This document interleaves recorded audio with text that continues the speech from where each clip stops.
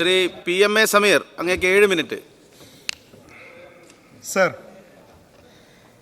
ഈ സഭയിൽ കന്നിപ്രസംഗം നടത്താൻ അവസരം നൽകിയ അങ്ങേക്ക് ഉള്ള നന്ദി ആദ്യമേ രേഖപ്പെടുത്തട്ടെ. എന്നെ വിശ്വസിച്ച് ഈ സഭയിലേക്ക് തിരഞ്ഞെടുത്തയച്ച തിരൂരങ്ങാടി നിയോജക മണ്ഡലത്തിലെ വോട്ടർമാരോടും എന്നെ ഞാനാക്കി മാറ്റിയ എൻ്റെ പ്രസ്ഥാനത്തോടും നേതാക്കളോടുമുള്ള ആദരവും നന്ദിയും ഞാൻ ഇവിടെ പ്രകടിപ്പിക്കുകയാണ്. മഹാത്മാഗാന്ധിയുടെ പ്രശസ്തമായ ഒരു വാചകം ഞാനിവിടെ ഓർമ്മിപ്പിക്കുകയാണ്. ഒരു സമൂഹത്തിൻ്റെ യഥാർത്ഥ വികസനം അളക്കപ്പെടുന്നത് അവിടുത്തെ ഏറ്റവും താഴെത്തട്ടിലുള്ള ഏറ്റവും പാവപ്പെട്ട മനുഷ്യൻ്റെ ജീവിത നിലവാരം നോക്കിയാണ്. സർ,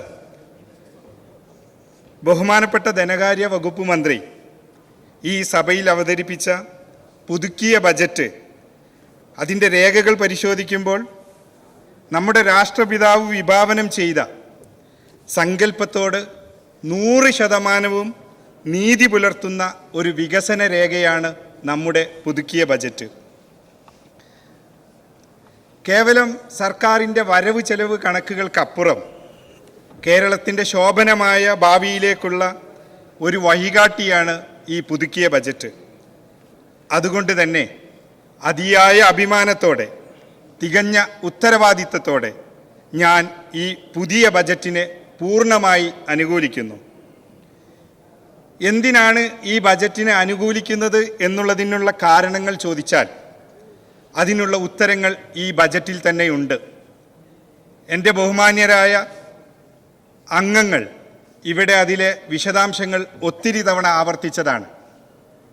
ഈ ബജറ്റ് വിസ്മയമില്ല എന്നുള്ളതാണ് പ്രിയപ്പെട്ട പ്രതിപക്ഷ അംഗങ്ങൾ പറഞ്ഞ ഒരു കാര്യം. ഈ ബജറ്റ് വരുന്നതിന് മുമ്പ് ഈ സഭയിൽ തന്നെ അവതരിപ്പിച്ച നമ്മുടെ വൈറ്റ് പേപ്പറുണ്ട്, സംസ്ഥാനത്തിൻ്റെ ഫിനാൻഷ്യൽ ഹെൽത്ത് റിപ്പോർട്ട്. ഈ ബജറ്റ് രൂപപ്പെടുത്തുന്നതിന് മുമ്പേ നമ്മുടെ ഫിനാൻസ് മിനിസ്റ്റർ വലിയ എക്സ്പീരിയൻസ് ഉള്ള എക്സ്പേർട്ട് കമ്മിറ്റിയുമായി ഇരുന്ന് ഈ സംസ്ഥാനത്തിൻ്റെ ഫിനാൻഷ്യൽ ഹെൽത്ത് റിപ്പോർട്ട് പബ്ലിഷ് ചെയ്തപ്പോൾ യഥാർത്ഥത്തിൽ ഈ സംസ്ഥാനത്തെ കടബാധ്യതയും സാമ്പത്തിക നിലയും കേരളത്തിലെ മുഴുവൻ ആളുകൾക്കും മനസ്സിലാക്കാൻ സാധിച്ചു എന്നുള്ള പോയിന്റിൽ നിന്നാണ് പിന്നീട് നടത്തിയ ഹോംവർക്കിലൂടെ എന്തായിരുന്നു കഴിഞ്ഞ വർഷം ഈ സാമ്പത്തിക വർഷത്തേക്ക് കഴിഞ്ഞ ഗവൺമെൻറ് അവതരിപ്പിച്ച സമ്പൂർണ്ണ ബജറ്റിൻ്റെ അവസ്ഥ എന്താണ് എന്നുള്ളതാണ്. അതിൽ നടത്തിയ ഹോംവർക്കും ആ പരിമിതമായ വിഭവങ്ങളും അനുഭവിക്കേണ്ടി വരാവുന്ന വെല്ലുവിളികളെയും ഉൾക്കൊണ്ടുകൊണ്ട് കൃത്യമായി നടപ്പാക്കാൻ സാധിക്കുന്ന പ്രഖ്യാപനങ്ങളിൽ ഒതുങ്ങാത്ത ഒരു വർക്കിംഗ് ഡോക്യുമെൻ്റ് ആയാണ് ഈ പറയുന്ന റിവൈസ്ഡ് ബജറ്റ് ഈ കേരളത്തിന് സമർപ്പിച്ചിട്ടുള്ളത്. ഏറ്റവും വലിയ വിസ്മയം അത് തന്നെയല്ലേ? 20,500 കോടി രൂപയുടെ ഗ്രാൻഡ് പ്രതീക്ഷിച്ചത് കിട്ടില്ല എന്ന് വന്നപ്പോൾ, 80,000-ലധികം കോടിയുടെ ബാധ്യതകളുള്ളപ്പോൾ അതിനെ എങ്ങനെയാണ് 9 മാസം മാത്രം ബാക്കി നിൽക്കുന്ന ഒരു ഫിനാൻഷ്യൽ ഇയർ കൃത്യമായി നടപ്പാക്കാൻ കഴിയുക എന്നുള്ള അത് തന്നെയാണ് ഈ ബജറ്റിൻ്റെ ഏറ്റവും വലിയ വിസ്മയം. ഇല്ലാത്തതിൽ നിന്ന് യാഥാർത്ഥ്യത്തിലേക്കുള്ള ബ്രിഡ്ജാണ് ഈ ഫുൾ ബജറ്റിൽ നിന്ന് ഈ റിവൈസ്ഡ് ബജറ്റിലേക്കുള്ള ദൂരം. അത് തന്നെയാണ് ഏറ്റവും വലിയ വിസ്മയം. എല്ലാ മേഖലകളും അടിസ്ഥാന പശ്ചാത്തല വികസനത്തിലേക്ക് ഫണ്ട് വയ്ക്കുമ്പോൾ തന്നെ ഇവിടുത്തെ ക്ഷേമ പ്രവർത്തനങ്ങൾ നടത്താനുള്ള കൃത്യമായ നടപ്പാക്കാനുള്ള തീരുമാനങ്ങൾ കൂടി ഇതിലുണ്ടായിട്ടുണ്ട്. മിനറൽസ് ടവർ ആണെങ്കിലും നൂതന പദ്ധതികളാണെങ്കിലും എല്ലാം കേരളത്തിൻ്റെ ഭാവിയിലേക്കുള്ള ആശയങ്ങൾ ഒരു നോളേജ് എക്കോണമി എക്സ്പെക്റ്റ് ചെയ്യുന്ന ഒരു കാലത്ത് എങ്ങനെയാണ് ഈ സംസ്ഥാനം മുന്നോട്ട് പോകേണ്ടത് എന്നുള്ള റോഡ് മാപ്പ് ഈ ബജറ്റ് രേഖയിലുണ്ട്. ഞാൻ വരുന്നത് തിരൂരങ്ങാടി നിയോജക മണ്ഡലത്തിൽ നിന്നാണ്. മുഖ്യമന്ത്രിയും ഉപമുഖ്യമന്ത്രിയും മന്ത്രിമാരും പ്രതിനിധീകരിച്ച മണ്ഡലം. ആ മണ്ഡലത്തിലെ ഒരു ജനപ്രതിനിധി എന്നുള്ള നിലക്ക് എനിക്ക് ഈ ബജറ്റിനോടൊപ്പം ഈ ബജറ്റിൻ്റെ മറുപടി സ്പീച്ചിൽ വരാൻ വേണ്ടി അഭ്യർത്ഥിക്കാനുള്ള 3 കാര്യങ്ങൾ. ഒന്ന്, ഉമ്മൻചാണ്ടി സർക്കാർ രജീന്ദ്ര സച്ചാർ കമ്മിറ്റിയുടെയും പിന്നീട് വന്ന പാലോളി കമ്മിറ്റിയുടെയും നിർദ്ദേശപ്രകാരം കേരളത്തിലെ ന്യൂനപക്ഷങ്ങൾ തിങ്ങിപ്പാർക്കുന്നിടത്ത് ആരംഭിക്കേണ്ട വിദ്യാഭ്യാസ പദ്ധതിയുടെ ഭാഗമായിട്ടാണ് LBSലെ integrated institute of science and technology ആരംഭിച്ചത്. അന്ന് അതിനുവേണ്ടി 137 കോടി രൂപ വകയിരുത്തുകയും അതിൽ 1 കോടി രൂപ ചെലവഴിക്കുകയും ചെയ്തിട്ടുണ്ട്. പിന്നീട് വന്ന 10 വർഷം ആ പദ്ധതിയിൽ 1 രൂപ പോലും ചെലവഴിക്കാനോ റിലീസ് ചെയ്യാനോ പിന്നീട് വന്ന ഗവൺമെൻറ്റുകൾ തയ്യാറായിട്ടില്ല. ആ പദ്ധതി ഇന്ന് അതിൽ എഞ്ചിനീയറിംഗ് കോളേജുണ്ട്, അതിൽ പോളിടെക്നിക് ഉണ്ട്, അത് ആർട്സ് ആൻഡ് സയൻസ് കോളേജുണ്ട്, അതിൽ ഡിപ്ലോമ കോഴ്സുകളുണ്ട്. ഇതെല്ലാമുള്ള ഒരു എഡ്യൂക്കേഷൻ ഹബ്ബ് ലാൻഡ് എടുക്കാനുള്ള പ്രൊസീജിയർ തുടങ്ങി ആ നെഗോഷിയേറ്റഡ് പർച്ചേസ് സ്കീമിലേക്ക് കൊണ്ടുവന്നു. അതിൻ്റെ സർവേ നടപടികൾ ബഹുമാന്യനായ മലപ്പുറം ജില്ലാ കലക്ടർ പ്രൊസീഡിങ്സിലാണുള്ളത്. അത് കംപ്ലീറ്റ് ചെയ്യാൻ അതിന് ഭൂമി ഏറ്റെടുക്കുന്നതിനുള്ള ഫണ്ട് അനുവദിക്കണമെന്നാണ് അഭ്യർത്ഥിക്കാനുള്ളത്. രണ്ടാമതായി എൻ്റെ മണ്ഡലത്തിലെ തീരദേശ മേഖലയാണ് പരപ്പനങ്ങാടി മേഖല.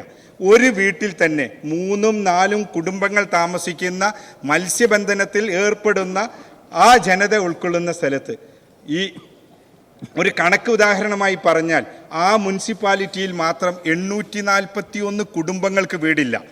ആ വീടില്ലാത്ത ഈ കുടുംബങ്ങൾ ഉൾക്കൊള്ളുന്ന ഈ പ്രദേശം ആശ്രയിക്കുന്ന നെടുവ കമ്മ്യൂണിറ്റി ഹെൽത്ത് സെൻറ്റർ, ആ കമ്മ്യൂണിറ്റി ഹെൽത്ത് സെൻറ്റർ ഇന്ന് ഭയാനകമായ ഒരു രീതിയിലാണ്. ഹോസ്പിറ്റലിലേക്ക് പോകുമ്പോൾ ഹോസ്പിറ്റൽ കെട്ടിടത്തിന് എന്തെങ്കിലും സംഭവിച്ച് പുതിയ വിപത്തുണ്ടാകുമോ എന്ന ആശങ്കയിലുള്ള ആ കെട്ടിടത്തിന് നിർമ്മാണത്തിനുള്ള ഫണ്ട് നൽകണമെന്നാണ് അഭ്യർത്ഥിക്കാനുള്ളത്.